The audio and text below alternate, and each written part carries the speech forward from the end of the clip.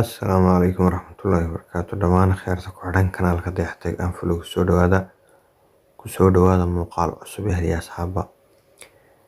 Caawa waxaan ka hadlayaa arrin yar oo ku saabsan tashiilidda ama dhowridda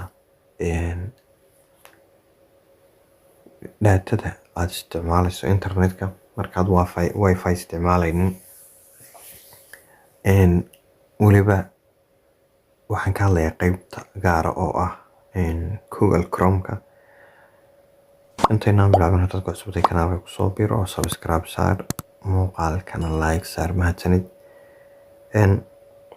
Markaan sidaa u nimaadno Google Chrome-ka,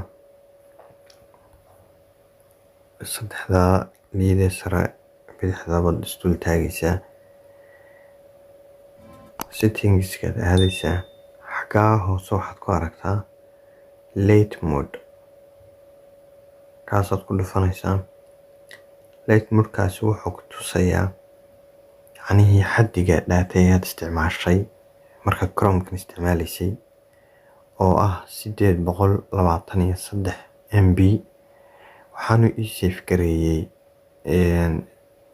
82 MB buu ii save gareeyay. yacni markaad isbarbar dhigto waa laba arrimood oo kala fog.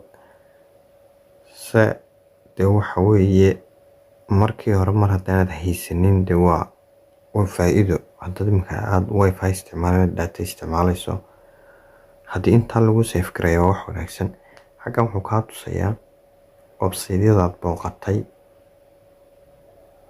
usage-kaasi waa datadu isticmaalay iyo intuu kaaga save gareeyay. muddadana waxa weeye waa 29 January ilaa 10 February ayuu intaa ii save gareeyay. xagga hoose oo dhammaan uu kusii tusayaa website-yadaad isticmaashay oo dhan.